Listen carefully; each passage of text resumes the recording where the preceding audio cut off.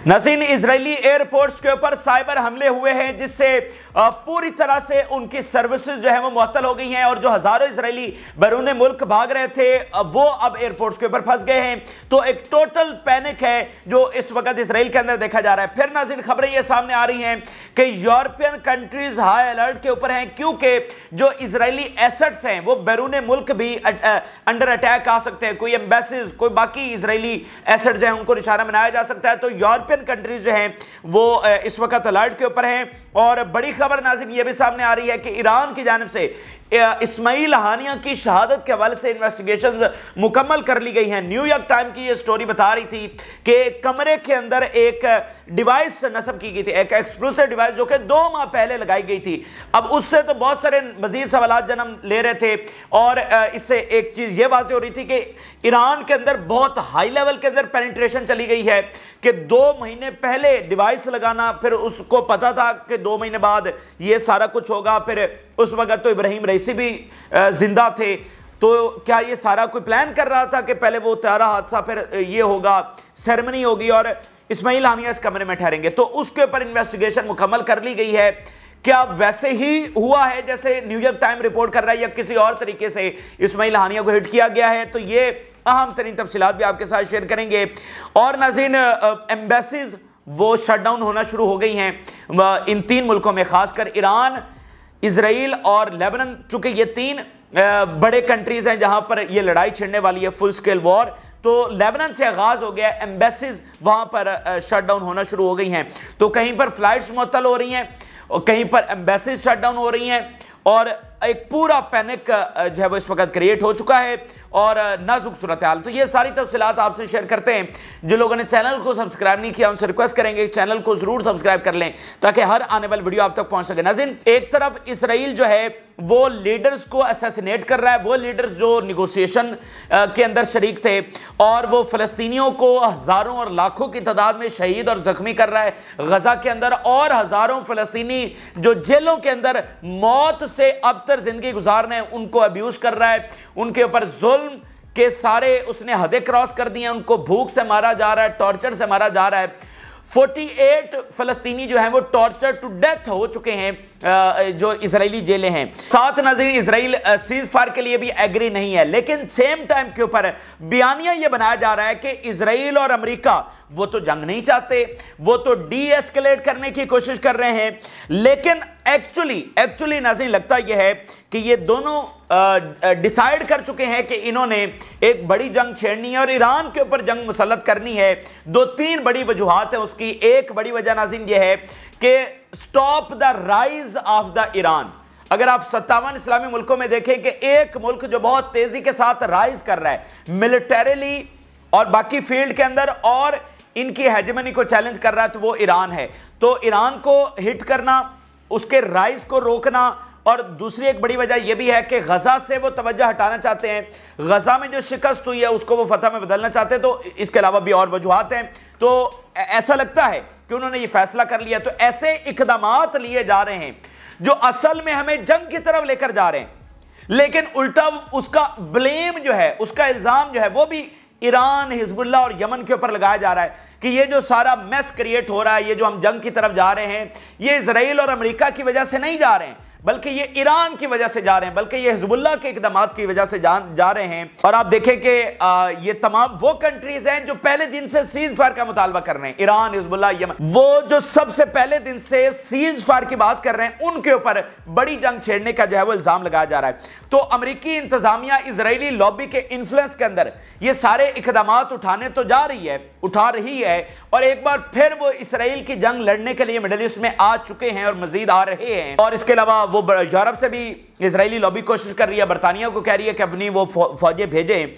लेकिन सवाल नाज़रीन यहां पर यह पैदा होता है कि क्या इस बार भी सिहूनियत जीतेगी और क्या इस बार भी वो हराने में कामयाब हो जाएंगे? और जो इस्लाम की एक आखिरी ताकत रह गई है ईरान की सूरत के अंदर, जो चैलेंज कर रही है सिहूनियत को, क्या उसको भी खत्म कर दिया जाएगा या फिर ये एक ऐसा मार्का बनने जा रहा है जो दरअसल जो पिछले 100 साल में नाइंसाफी हुई है, जो क्राइम्स कमिट किए हैं इस सिहूनियत ने, जो 100 साल में जंगें चढ़ी और मिलियन ऑफ मुस्लिम लुकमा अजल बने इनके सारे इन क्राइम्स की वजह से और इनकी इन जंगों की वजह से, तो ये मार्का उस इंसाफ का मार्का होने जा रहा है। वो जो गुजर गए अब से पहले जिनके साथ जुल्म हुए, ये उसके भी इंसाफ का मार्का बनने जा रहा है, और जो जुल्म अभी हुए हैं उसके इंसाफ के लिए और आज़ादी का मार्का भी ये बनने जा रहा है। तो ये वक्त साबित करेगा। लेकिन मैं आपके सामने दो सबूत रखने जा रहा हूं और आपको बता रहा हूं कि ये अपने तौर पर बेशक ये फैसला कर रहे हैं कि ये ओपन वॉर छेड़ने जा रहे हैं। पहले गजा में शिकस्त इन्होंने खाई है, अब उस शिकस्त को फतह में बदलने के लिए खुली जंग छेड़ने जा रहे हैं। हालांकि दुनिया को चाहिए था कि रोकते, लेकिन इसराइल को मजीद सपोर्ट दी जा रही है, असलहा दिया जा रहा है ताकि वो खुली जंग छेड़ सके जिसकी कोई तुक नहीं बनती है। तो बेशक ये फैसले करके खुली जंग छेड़ने जा रहे हैं, लेकिन असल में ये इन्हीं के इख्तिताम का मार्का होगा। ये इसके दो सबूत मैं जरा फाइनेंशियल टाइम्स की जुबानी आपके सामने रख रहा हूं कि बेशक प्लानिंग वो कर रहे हैं, लेकिन आगे से जो प्लानिंग हो रही है और जो इस वक्त ताकत का तवाज़न बिगड़ चुका है, ये इनकी सारी कैलकुलेशंस को उड़ा के रख देगा। जरा फाइनेंशियल टाइम का सबूत देखिए। Israel even with its technological superiority will be vulnerable in the event of all out war. Gaza में उसको इबरतनाक शिकस्त हुई, उसके हजारों फौजी मरे, गाड़ियां तबाह हो गई, ट्रूप्स कैरियर सारा कुछ हो गया। अब वो open war, all out war, खुली जंग छेड़ने जा रहा है। तो फाइनेंशियल टाइम उनका एक सबसे बड़ा इदारा वो ये रिपोर्ट शाया कर रहा है कि ऑल आउट वॉर के अंदर भी बेशक इजराइल की टेक्नोलॉजिकल सुपीरियरिटी है, उसकी फिजाइया बरतर है, उसके पास और बाकी टेक्नोलॉजी, अमेरिका उसके साथ खड़ा है, लेकिन इसके बावजूद वो वल्नरेबल होगा, वो नुकसान उठाएगा। In the event of all out war Israeli army will only be able to protect some specific sites. पूरा जोर लगा के इजरायली आर्मी जो है अमेरिका की मदद से वो चंद एक अपनी साइट्स को, जो कि मुमकिन तौर पर न्यूक्लियर साइट्स हो सकती हैं या उससे के अलावा कोई एक आध बेसिस जो बहुत स्पेसिफिक, उनको सिर्फ बचा सकेगी। उनकी तमाम बेसिस, तमाम इंफ्रास्ट्रक्चर, उनके तमाम शहर वो अंडर अटैक आएंगे और मलबे का ढेर बनेंगे। यह तारीख में पहली बार होगा। तो ये फाइनेंशियल टाइम, इसके अलावा मैं और भी सबूत आपके सामने रख सकता हूं, लेकिन ये सिर्फ एक सैंपल आपको दिखाना जरूरी है कि एक तदबीरें वो कर रहे थे और एक तदबीरें ऊपर वाला कर रहा था। तो ये मार्का जो है ये इनकी कब्र वाला मार्का होगा, इनके इख्तिताम वाला मार्का होगा। ये जुल्म दरअसल ये अपनी कब्र खोद रहे हैं, ये जो जुल्म कर रहे हैं। तो ये सबूत मैंने आपके सामने रखे हैं और आप देखेंगे कि ये शैतानी ताकतों के इख्तिताम का ये मार्का साबित होगा। अब जरा आ जाते हैं जो इजरायली एयरपोर्ट्स के ऊपर इस वक्त हो रहा है। नजर इजराइल के अंदर टोटल पैनिक है, यानी अगर फाते वो हैं, अगर उनके पास ये पावर है कि जिस मुल्क में चाहें वो जाकर अटैक कर लें और कोई उनको टच नहीं कर सकता, तो फिर ये पैनिक क्यों है? इस वक्त नाज़रीन इजरायलियों की दौड़ें लगी हुई हैं और हजारों की तादाद में, 5 लाख पहले दौड़ चुका है और अब हजारों की तादाद में मजीद फिल फॉर निकल रहा है पिछले 24 घंटों में। मतलब ये रिपोर्ट हुआ है इजरायली एयरपोर्ट्स के ऊपर रश है, उनकी सड़कें और गलियां खाली हैं और जो पैनिक है वो हर घंटे के साथ बढ़ रहा है। अभी नाज़रीन क्या हुआ है कि वहां पर एक ऊपर से साइबर अटैक हो गया, यानी उनकी जो पूरी सर्विसेज हैं एयरपोर्ट्स की वो मुअत्तल हो गई हैं। अब देखें ना, वहां पर एक मिसाल लीजिए कि सूरत हाल क्या है। मिसाल के तौर पे एक फैमिली है, उसका जो एक फैमिली मेंबर यानी कोई मर्द है, उस फैमिली का सरबराह है, वो बैरून मुल्क गया हुआ है किसी बिजनेस के सिलसिले में, किसी भी सिलसिले में। अब वो ना वापस आ सकता है, ना उसकी फैमिली उसके पास ट्रैवल कर सकती है। ये मैंने आपको एक छोटी सी मिसाल दी है। तो इस लेवल का पैनिक जो उन्होंने आज तक कभी फेस नहीं किया, कि कभी फ्लाइट्स कैंसिल नहीं हुई, वो जब चाहते हैं आ जा सकते हैं, मतलब ये तो कभी उनके लिए मसला ही नहीं रहा है। तो आज वो इस तरह से स्ट्रक होकर बैठ गए कि अमरीकी एयरलाइन, बरतानवी, फ्रांस की, वो जनाब तेल अवीव के लिए। अच्छा, तो पिछले 72 घंटों से नाज़रीन जो वेबसाइट है एयरपोर्ट्स की टिकट बुक करने के लिए वो डाउन चल रही है, चूंकि पब्लिक का प्रेशर बहुत ज्यादा है, यानी पब्लिक कुछ चूंकि सर्च कर रही है, टिकट्स बुक करवा रही है, तो वेबसाइट डाउन हो गई थी। लेकिन अभी क्या हुआ है, अभी नाज़रीन साइबर अटैक हो गया है और उस साइबर अटैक के नतीजे में वो पूरे का पूरा सिस्टम कोलैप्स कर गया है, वो टोटल आउट ऑफ सर्विस उनका मामला चला गया है। तो टोटली जो फ्लाइट्स है वो कैंसिल हो गई, यानी कि पूरे का पूरा निजाम ही उड़ गया ना, टोटल सर्विसेज उनकी मुअत्तल हो गई, साइबर अटैक हो गया। तो ये अब जरा देखिए सूरत हाल क्या है। The website of the Ben Gurion airport in Tel Aviv was down due to the intense pressure from the public. Intense pressure, अगर उनको कुछ मसला ही नहीं है, अमेरिका आ रहा है, सारे आ रहे हैं, तो ये इसराइली बैरून मुल्क क्यों दौड़ रहे हैं? और इंटेंस प्रेशर कि उनकी वेबसाइट डाउन हो गई हैं, इतना वो बैरून मुल्क भागने के लिए टिकट्स जो है वो बुक हो रही हैं। The collapse of the official website of the occupation airports authority and the cancellation of the large number of flights, मतलब बहुत बड़े लेवल के ऊपर जो फ्लाइट्स है वो कैंसिल हो गई हैं। उसके साथ क्या हुआ? The official website of the Ben Gurion airport collapse due to a cyber attack. अब वो टोटल जो है ना वहां पर कोलैप्स हो गई है वेबसाइट, उनकी services due to a cyber attack. अब ये ईरान ने किया है, किसने किया है, लेकिन जिसने भी किया है ये उनकी हालत हो गई है कि उनका पूरे का पूरा निजाम ही उन्होंने उड़ा के रख दिया है। अच्छा, फिर इस्राएली मीडिया की जुबानी देखिए, there is an achievement for Hezbollah and Iran with airlines cancelling their flights here and the state of uncertainty among the public these days. कि ये ईरान और हिजबुल्लाह की कामयाबी है कि फ्लाइट्स कैंसिल करवाने में वो कामयाब हो गए हैं, और इधर इतना पैनिक है और अनसर्टेनिटी है। यह नुक्ता हम आपको बार बार बता रहे हैं कि लीडर्स को असैसिनेट करना, ना इससे रेजिस्टेंस रुकेगी, ना जमीनी हकायक बदलेंगे, ना गजा में उनको फतह मिलेगी। तो अब देखें ना, इस्माइल हानिया की शहादत हुई all across the Muslim world, लोग निकले, गायबाना नमाज़े जनाजे हुए और एहतजाज हुए। तो ये तो इजहार यकजहती है, लेकिन इसके साथ देखिए कि इजराइल ने अपनी दहशत का बोलबाला किया कि देखो ना, हर एक तक ये खबर पहुंची कि इजराइल ने ये अटैक किया और तेहरान के अंदर किया, और गेस्ट हाउस IRGC के गेस्ट हाउस के अंदर। तो बेसिकली उन्होंने ये पावर इक्वेशन बनाने की कोशिश की कि हम गालिब हैं, जो गजा में इबरतनाक उनको शिकस्त हो रही थी। तो उन्होंने सिर्फ एक असैसिनेशन से अपना ये गलबा करने की कोशिश की है, जो कि एक्चुअली कोई अचीवमेंट नहीं है। वो शख्स जो मुज़ाकरात में आपके साथ इन्वॉल्व है उसको अटैक किया जा रहा है, और रेजिस्टेंस पे कोई फर्क नहीं पड़ेगा, ना गजा में, ना लेबनान में, ना कहीं और।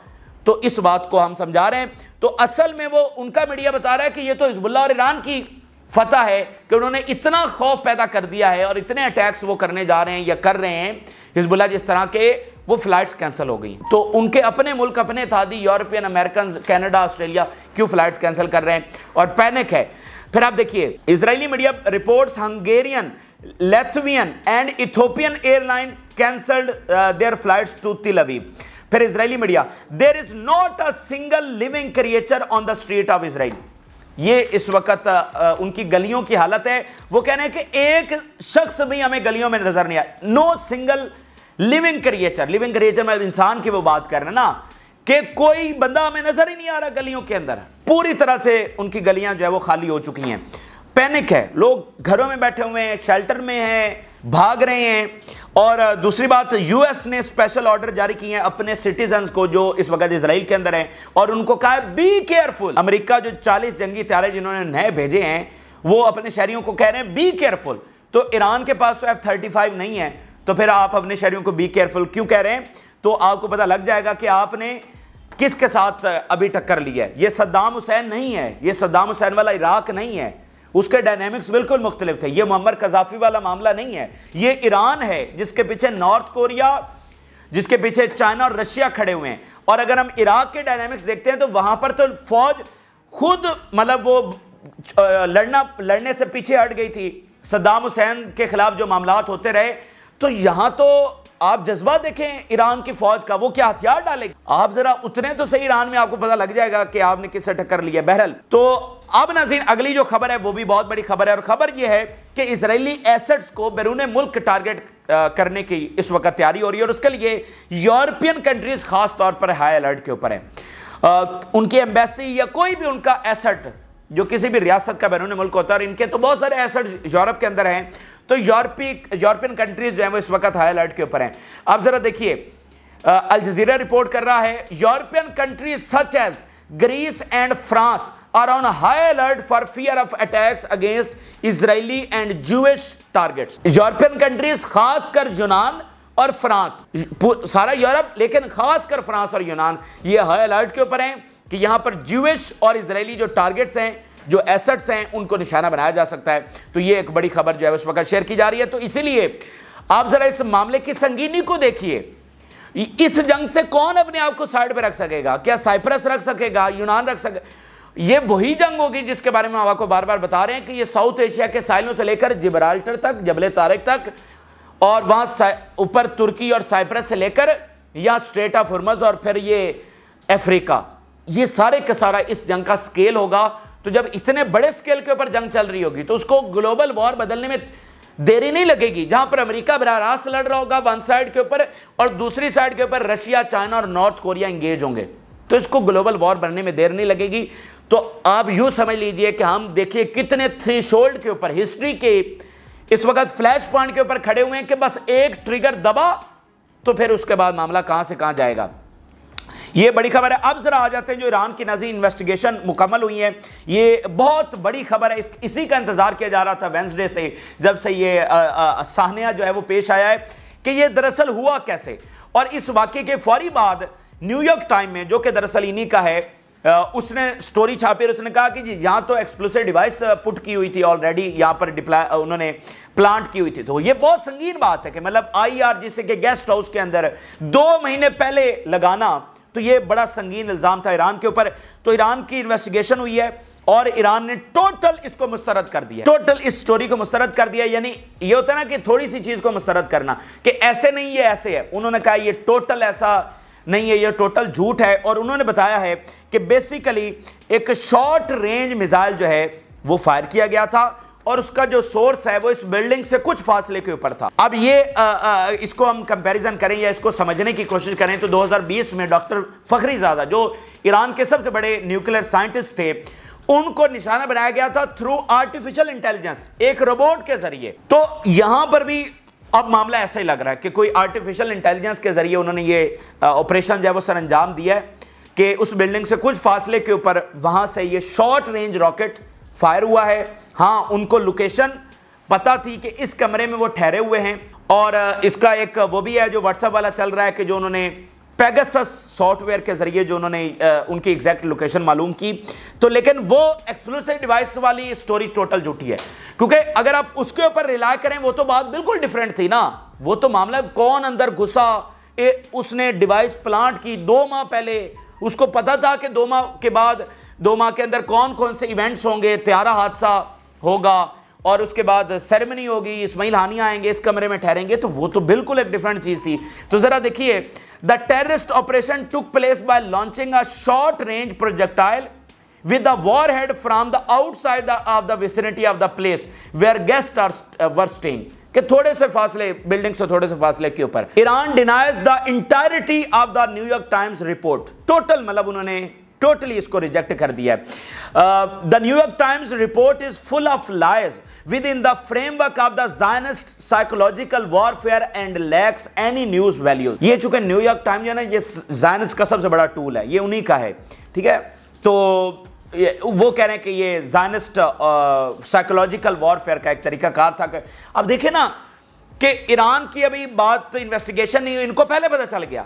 अगर मॉस्को में कहीं अटैक होता है तो इनको पहले पता चल जाता है कि यहां पर दाइश है, अगर कहीं और अटैक हो तो इनको पहले पता चल जाता है कि ये ऐसे हुआ, उस मुल्क को नहीं पता होता। तो ये एक अजीब सी बात होती है। तो बहरहाल ये आ गया। इसमें उन्होंने ये भी कहा है कि ये मामला अमेरिकी ग्रीन लाइट के साथ हुआ है।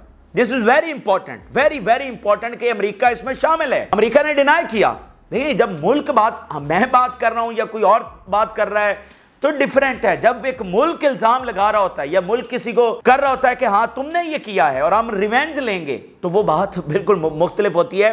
तो ऑफिशियली ये कहना ऑफिशियली कि अमेरिका इसमें इन्वॉल्व है इस असैसिनेशन के अंदर, तो ये बड़ी बात है। The assassination of Ismail Haniyeh was carried out with a green light from America.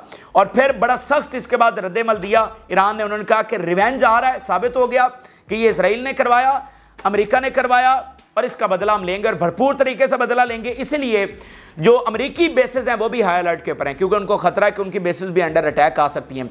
Revenge for the blood of the martyr Ismail Haniyeh is inevitable, ये नागुज़ीर है, ये इंतकाम हर सूरत में लिया ही जाएगा। The terrorist Zionist entity will receive a response to his crimes which is severe punishment at the appropriate time, place and the method. शदीद इसको जो सजा है इसके जुर्म की मिलेगी। The terrorist Zionist entity will certainly be punished for the gamble and terrorist crime severely. ये लाजिम है कि इसको जो है वो सजा मिलेगी और इसका बदला और इंतकाम जो है वो लिया जाएगा। अच्छा, यहीं पर अगली खबर यह है कि तुर्की की एयरलाइंस वो कैंसिल हो गई हैं, उसकी फ्लाइट्स तेहरान के लिए। लेबनान में जो स्वीडन एम्बेसी है वो शट डाउन हो गई है, वो अपना अमला वहाँ से इवैक्यूएट कर रहे हैं। तो अब एम्बेसीज के शटडाउन होने का सिलसिला जो है शुरू हो गया। ये सबसे एक संगीन लम्हा है, सबसे संगीन मतलब वो टाइम आ गया है कि वो निकल रहे हैं, मतलब एम्बेसीज बंद हो रही हैं। इससे अगली बात क्या हो सकती है? तो इसका मतलब ये नहीं कि एक आध अटैक होना है, इसका मतलब सबको पता है कि यहां पर एक प्रॉपर जंग छिड़ने जा रही है। होता है ना कि देखें, इससे पहले भी तो ईरान ने अटैक किया था, हिजबुल्लाह पहले भी अटैक कर रही है, तो एम्बेसीज तो बंद नहीं हुई। तो अगर एम्बेसीज बंद हो रही हैं, वहां से सिफारतकार निकल रहे हैं, तो इसको मतलब पर्दे के पीछे सबको पता है कि आगे 2, 4, 5, 10 दिन के बाद एक मुकम्मल जंग छिड़ने जा रही है।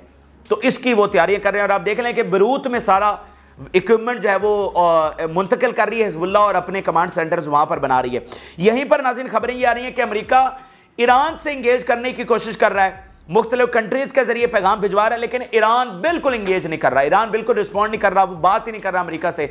ये इनडायरेक्ट जो कन्वर्सेशन है वो होती रहती है जब इस तरह का कोई संगीन मामला आता है। तो अच्छा, क्योंकि आपने मुल्क के लेवल के करोड़ों अरबों अवाम की सिक्योरिटी का सवाल होता है, तो ये मुल्क आपस में रशिया और अमेरिका भी इंगेज करते रहते हैं। पिछले दिनों भी रशिया और अमेरिका के जो डिफेंस मिनिस्टर्स हैं उनके आपस में राब्ते हुए हैं। तो ये हॉटलाइन एक होती है, वो मुल्कों में काम करती है, लेकिन ईरान बिल्कुल रिफ्यूज कर रहा है, उन्होंने कोई जवाब नहीं दिया। असल में अमेरिका ये चाह रहा है कि इंगेजमेंट हो तो हमें पता चले कि ईरान कब अटैक करेगा। तो इसलिए अमेरिका कह रहा है कि हमें पता ही नहीं है कि वो कब अटैक करेगा, ये हमें पता है कि अटैक करेगा, लेकिन चूंकि हमारी इंगेजमेंट ही नहीं हो रही तो हमें पता भी नहीं है।